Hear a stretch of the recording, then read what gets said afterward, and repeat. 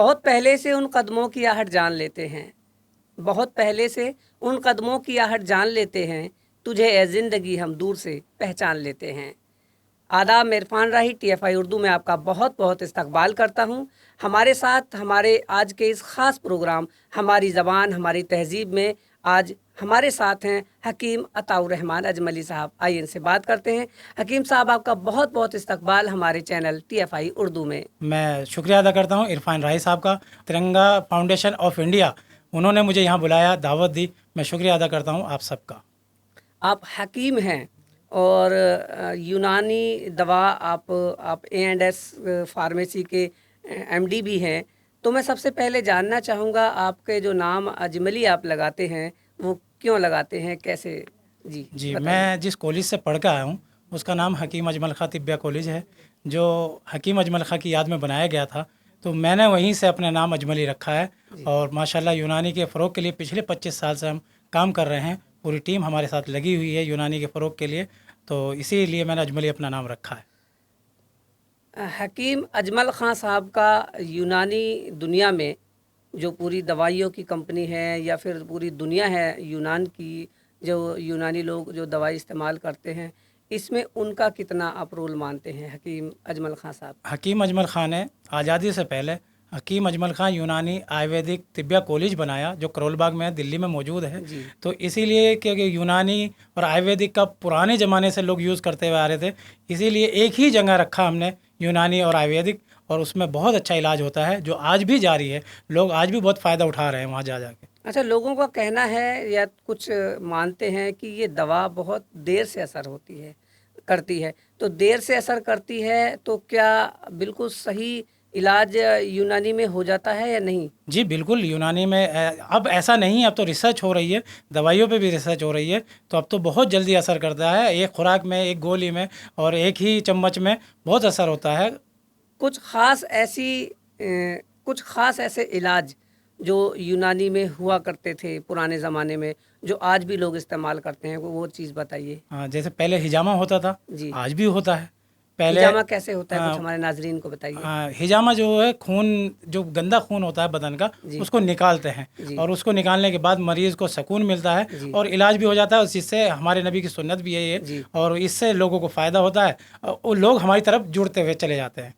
और इसी तरह खमीरा है, खमीरा जात में जैसे बुखार है, पुराने बुखार हैं, दायमी जी। बुखार है, जी। कदीम जो है लोग जो परेशान हो जाते हैं, जी। टाइफाइड जिसको आजकल कहते हैं, जी। उसमें हमारा खमीरा मरवारी दिया जाता है। तो जी। उससे बहुत अच्छा रिजल्ट आता है। जोशांदे हैं, जी। जड़ी बूटियां हैं, तरह जी। तरह की जड़ी बूटियां हैं, उससे लोगों को बहुत फ़ायदा होता है। जोशांदे बना के पीते हैं और जी। बहुत आसान भी आजकल तो बहुत जल्दी जोशांदे का शरबत भी बना दिया गया, जी हाँ, काढ़ा जिसे काढ़ा कहते भी कहते हैं। हैं। जैसे जी। आज तो सरकार खुद जा जा के घर घर पिला रही है काढ़ा, जिससे मरीज़ को बड़ा सुकून मिलता है। जी। तो हकीम साहब, मैं ये पूछना चाहूँगा आपसे कि यूनानी और उर्दू, इन दोनों का एक मेल जोल है, तो अगर इनको अलग कर दिया जाए तो कहाँ तक ये मुनासिब होगा या नहीं, कहाँ ये तक ये जो सही बात? यूनानी है वो जी। उर्दू में ही है और लोग पढ़ रहे हैं उसको, आज छानबीन कर रहे हैं। जी। तो इसे अलग करने की ज़रूरत नहीं है। जैसे दूध का दूध, पानी का पानी, जो इसी तरह यूनानी और उर्दू का जो है मेल है। तो ऐसा कुछ नहीं है कि अलग करने से कोई उसका होगा। संस्कृत है, आयुर्वेदिक की तरह पढ़ाया जाता है, ऐसे जी। यूनानी उर्दू के तरीके से पढ़ाया जाता है, तो उसमें कोई दिक्कत नहीं है। आजकल सब लोग पढ़ रहे हैं, बहुत फ़ायदा उठा रहे हैं। अब जो आजकल के जो हकीम हैं जो अंग्रेज़ी से पढ़ते हैं, तो क्या अभी भी जो इस्तेमाल होते हैं अल्फाज जैसे सफ़ूफ़ है और इसमें खमीरे माजून हैं, है, माजून है, खमीरा, शरबत है, शरबत है, अर्क है, अर्कियात है। तो ये बताइए हमारे नाज़रीन को, अर्क किसे कहते हैं, सफ़ूफ़ किसे कहते हैं, जी, माजून जी। किसे कहते हैं, हाँ, चटनी किसे कहते मैं हैं? बताता हूँ जी। आपको। जैसे सफ़ूफ़ है उसको चूरन को कहते हैं। जी। इसी तरह अर्क क्या कहते हैं, जो जड़ी बूटियाँ हैं उनके में से जो पानी निकालते हैं, उनका जो अर्क निकालते हैं, जी। उसको अर्कियात कहते हैं। जी। माजून कहते हैं जो जड़ी बूटियों का मिला जुला के और उसमें चीनी का क्वाम या शहद का क्वाम मिला के डालते हैं, तो उसको माजून मुरक्कब हो जाता है। जी। और इसी तरह खमीरा है, कुछ दवाइयाँ हैं उनको उबाल के छान के इस तरह बनाया जाता है, खमीरा जो है बन जाता है। तो खमीरा खाने से दिमागी ताकत, कमजोरी, इस तरह से बहुत सारी चीज़ें जो दूर हो जाती हैं और बहुत फ़ायदा लोग उठा रहे हैं। इस तरह से लोग जुड़ रहे हैं।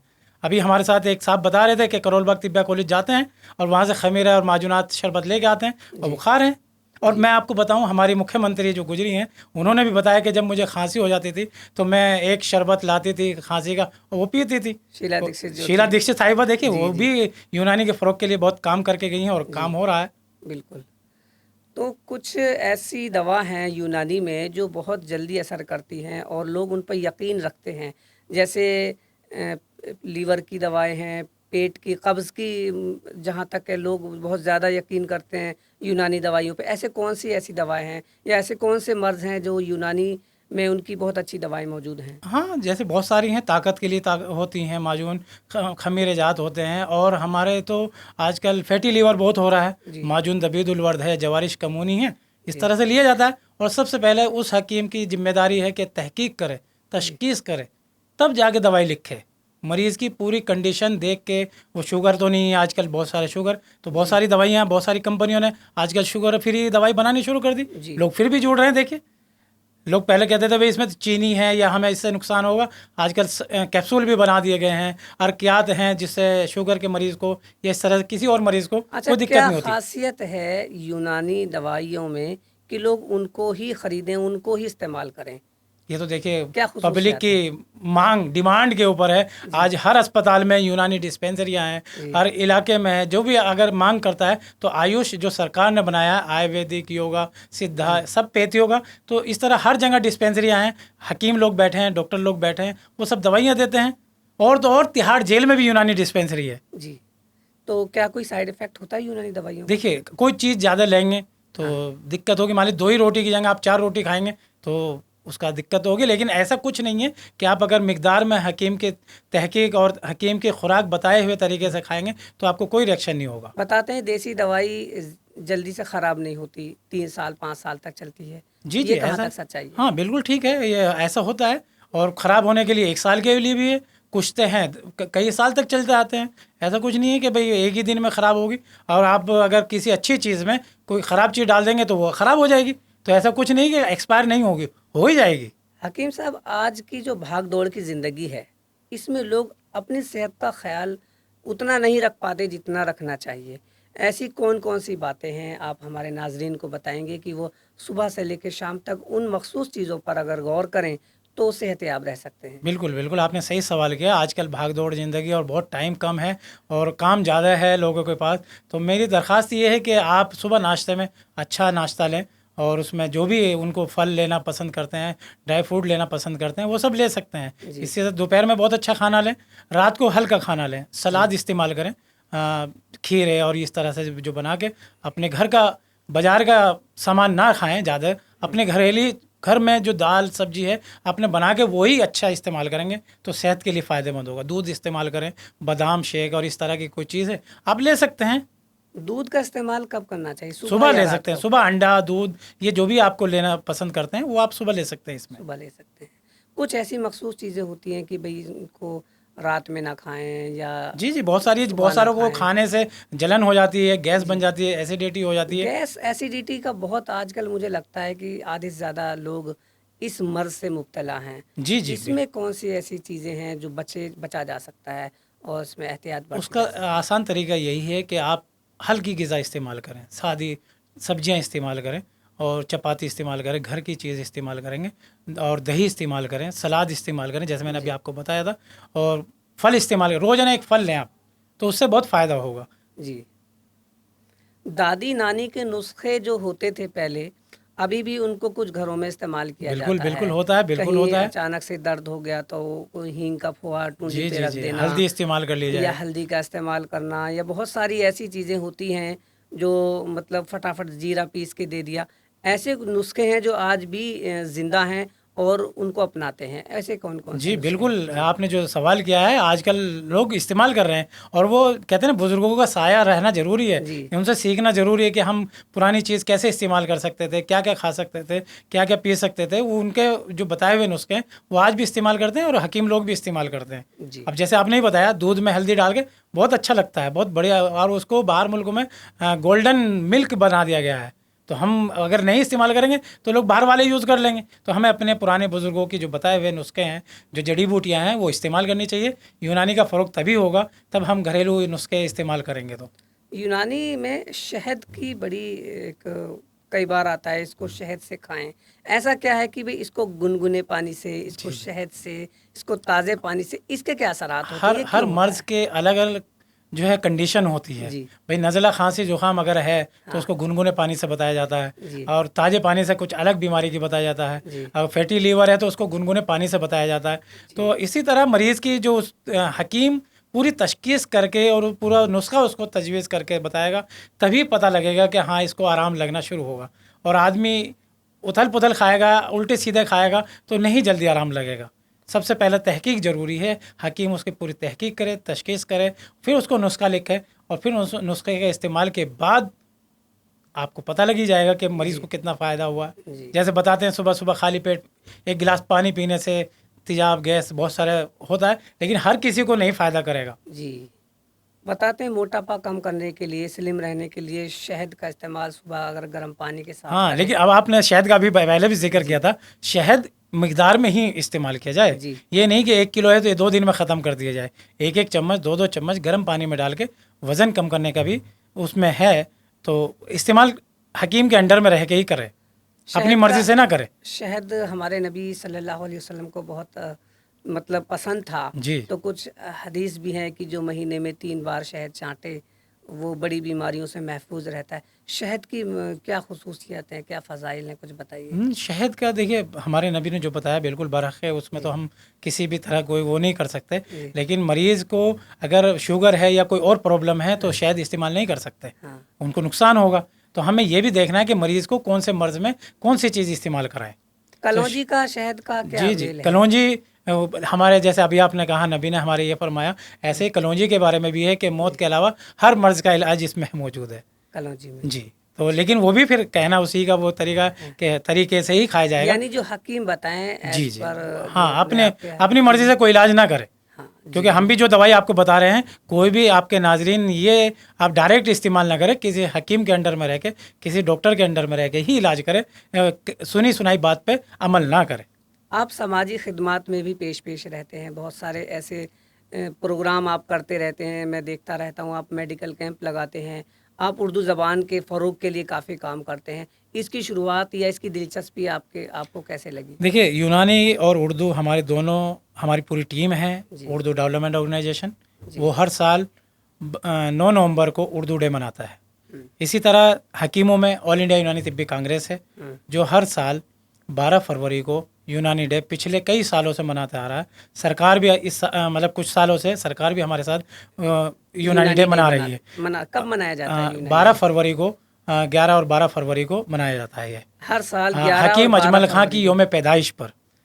हकीम अजमल खां जो हमारे करोल बाग तिब्बिया कॉलेज के बानी हैं जी। और आपके जामिया मिलिया इस्लामिया के, तो उनकी याद में हमने ये यूनानी डे मनाना शुरू करा था, जिसमें हमारी टीम में अल्हम्दुलिल्लाह पूरे भारत के अब आलमी सतह पर ये अब शुरू हो गया है। जी। इसी तरह उर्दू डे भी अल्लामा इकबाल की योम पैदाइश पर हम करते हैं, जी। जो 9 नवंबर को है।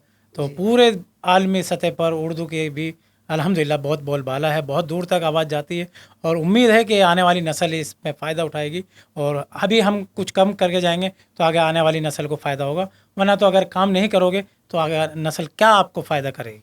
मुल्क के कुछ शहीदों पर आप प्रोग्राम करते हैं, उनको याद करते हैं, जैसे शहीद अशफाकुल्ला खां, राम प्रसाद वीर बिस्मिल, अब्दुल हमीद। भगत सिंह, वीर अब्दुल हमीद। तो ये इसको करने ये का कैसे देखिए, हमने सोचा अभी आपको आपने? जैसे बताया कि आने वाली नस्ल के लिए जी। अभी जैसे आपने बताया शहीद अशफाकुल्ला खां, पंडित राम प्रसाद बिस्मिल, महात्मा गांधी, पंडित जवाहरलाल नेहरू, राजेंद्र प्रसाद, इन सब को आने वाली नस्ल को हम ये दिखाना चाहते हैं कि अभी भी हम जिंदा हैं। इस साल भी हमने फिर रखा है वीर अब्दुल हमीद की याद में प्रोग्राम, 25 शहीदों के नाम से हमने अवार्ड रखा है, और जिसमें अल्हम्दुलिल्लाह बहुत जो तहकीक पूरे लोग लगे हुए मेहनत से अपनी टीम के साथ मेहनत कर रहे हैं। कोई उर्दू के फील्ड में है, कोई यूनानी के फील्ड में है, कोई इसी तरह आपके समाजी खिदमत में है, कोई टीचर है, इंजीनियर है, प्रोफेसर है। इन सब को हमने मिलाकर एक संगम किया है, और 8 सितंबर को हम ये प्रोग्राम फिर रखेंगे। हर साल करते हैं। इसी तरह आपने उर्दू की बात करी, हम बच्चों को उर्दू इमला लिखवाते हैं, उर्दू खुशखती मुकाबला कराते हैं। क्या बात। बच्चों को हर स्कूल में हम जाते हैं, उसमें हमने ये नहीं देखना कि बच्चा कौन सा है, कौन से मसलक से है, कौन से बिरादरी से है। हमने पूरे स्कूल में ऐलान कर दिया कि जो बच्चा हमें उर्दू की राइटिंग अच्छी दिखाएगा करके हम उसको इनाम देंगे। अभी हमारे यहाँ मुजफ्फरनगर में हमने रखा, पूजा नाम की बच्ची थी जो MRD पब्लिक स्कूल की बच्ची थी, जी। उसने फर्स्ट डिवीज़न से अव्वल इनाम हासिल किया। तो ज़बान किसी की है, सबकी है, सब अपनी मर्ज़ी से इसे इस्तेमाल कर रहे हैं। मैं अभी एक पंजाबी साहब थे, पंजाब गया था मलिर कोटला, तो वहाँ उर्दू अखबार पढ़ते हैं, कोई भी दिक्कत नहीं है। हर स्कूल में उर्दू टीचर है, उर्दू बच्चे पढ़ना चाहते हैं, पढ़ रहे हैं, और पढ़ना चाहिए, हर ज़बान को पढ़ना चाहिए। बिल्कुल। हमारे नबी ने कहा कि आपको इल्म हासिल करना है चाहे चीन तक जाना पड़े। बिल्कुल। तो उस वक्त चीन तक का मामला था, अब तो हम ये कहते हैं यहाँ से हमें लंदन भी जाना पड़े, हमें अमेरिका भी जाना पड़े, हमें इल्म में पीछे नहीं हटना, हमें अपने बच्चों को, बच्चियों को इल्म पूरा हासिल कराना चाहिए। देखिए APJ अब्दुल कलाम हमारे मुल्क के थे, जी। राष्ट्रपति भी हुए, बिल्कुल। और क्या बनाया, मिसाइल मैन। मिसाइल मैन बने, और उन्होंने हमारे देश को इतना अच्छा नाम दे के गए कि आने वाली नस्ल याद करेगी, और याद नहीं करेगी तो एहसान फरामोशी करेगी, तो कल को उन्हें भी कोई याद नहीं करेगा। बिल्कुल बिल्कुल। तो ये सब आपकी मोहब्बत और आपकी टीम और ये जो तिरंगा फाउंडेशन है, मैंने आपके ऑफिस में आके देखा, हर तरफ तिरंगा, हर चीज़ में तिरंगा, हर माहौल में तिरंगा आपने रखा है। अल्लाह आपको सलामत रखे, आपकी पूरी टीम को सलामत रखे, तिरंगा फाउंडेशन के बानी को सलामत रखे। मेरी दुआ ये सब आपके लिए है। हमारे इसके जो बानी हैं तिरंगा फाउंडेशन ऑफ इंडिया के भूपेंद्र सिंह तिरंगा जी हैं, उन्होंने अपना पूरी जो ज़िंदगी, अपनी हयात पूरी एक वक्फ कर दी है तिरंगा को और मुल्क को। इसीलिए हमारी जो टैगलाइन है इसकी, हमेशा सोचिए कि हम भारत के लिए क्या कर सकते हैं। तो ये अपने आप में एक ऐसी लाइन है कि आदमी इसको पढ़ता है तो सोचने पर मजबूर हो जाता है, एक अपना तजज़िया करता है, मुहासिबा करता है कि हम क्या कर सकते हैं मुल्क के लिए। यकीनन हमें मुल्क के लिए कुछ ना कुछ करते रहना चाहिए। बिल्कुल। मैं अगले सवाल पर आऊँगा आपसे कि जिस मैं तरीके इसी सवाल में आपको, जैसे मैं आपके ऑफिस में आया, जी। आपके इस ऑफिस में जैसे देखा हर तरफ तिरंगा, मैं अंदर और जोश आया कि देखिए मैं जिनकी दावत पर मैं आया आज, अल्हम्दुलिल्लाह उन्होंने हर तरफ तिरंगा ही तिरंगा कर रखा है, और तिरंगे की शान आन बान, ये हमारे लिए फ़ख्र की बात है कि हम अपने मुल्क की हिफाजत करें, अपने देश की हिफाजत करें, अपने तिरंगे की हिफाजत करें। तो हमारी ये तमन्ना है कि हम तिरंगे के साथ जान और निछावर जो हमारे शहीदों ने भी किया है, हम भी इस मोहब्बत के साथ, इस तिरंगे के साथ, और आपकी जो बानी है, मेरी दुआ उनके लिए ये है कि वो बहुत आगे तक बढ़ें और देश का नाम रोशन करें, और पूरी दुआएं उनके साथ हमारी रहेगी। बहुत बहुत शुक्रिया आपका। अगले सवाल पर मैं आना चाहूँगा कि जो आपके जो और समाजी काम हैं, जैसे कि उर्दू के अलावा, यूनानी के अलावा और क्या करते हैं आप, जैसे इसके अलावा आपकी क्या देखिए मैं एक रिपोर्टर भी हूँ। अच्छा। मैं अखबार मशिक में 2008 से जुड़ा हुआ हूँ, अल्हम्दुलिल्लाह। सहाफ़त भी करते जी, हैं। मैं सहाफ़त भी करता हूँ। इसी तरह मैंने अभी आपको बताया था, हर साल हम 400 बच्चों को अवार्ड देते हैं, जी। जो पहली क्लास से 8वीं क्लास तक के बच्चे हैं, जो अपने स्कूल में टॉपर आए हैं। हम हर स्कूल से 8-8 बच्चे लेते हैं और उनको इनामात से देते हैं। इसी तरह हम नाते नबी मुकाबला करते हैं, जी। जो पूरा ऑनलाइन, जब से हमारे देश में कोरोना आया था और इस तरह से, तो हमारे देश के में ऑनलाइन भी सिस्टम शुरू हुआ। जी हाँ, तो तालीम हमने अब ऑनलाइन पूरे देश में हम ऐलान करते हैं कि जो बच्चा अच्छी गज़ल, अच्छी कविता, अच्छी नज़्म, अच्छी नात पढ़ेगा, हम उसको भी इनाम देते हैं। और हमारे साथ महाराष्ट्र और इधर बिहार और इधर यूपी, हरियाणा, हर प्रदेश से हमारे साथ बच्चे जुड़ते हैं, और बड़े खुशी होती है। मुझे तो दिल का सुकून, जैसे पंडित जवाहरलाल नेहरू बच्चों से मोहब्बत करते थे, APJ अब्दुल कलाम बच्चों से, मेरी भी तमन्ना ये होती है कि जिस प्रोग्राम में भी मैं जाऊं तो वहाँ बच्चे मौजूद हों, तो मुझे बड़ी खुशी होती है कि हाँ, मैंने कुछ काम किया है। आखिर में आप हमारे नाजरीन को क्या पैगाम देना चाहेंगे? तिरंगे से मोहब्बत करना सीखें, तिरंगे के साथ रहें, और तिरंगे के लिए दिल और जान से कुर्बान के लिए तैयार रहें। बहुत शुक्रिया आपका। तो ये थे हकीम अताउर रहमान अजमली साहब। हमारी ज़बान हमारी तहजीब के प्रोग्राम में आपने शिरकत की, हम भी आपके तहे दिल से मशकूर हैं। आइंदा आपको फिर किसी ऐसे ही प्रोग्राम में किसी शख्सियत से रूबरू कराएंगे। तब तक हमें इजाज़त दीजिए। खुदा हाफिज़।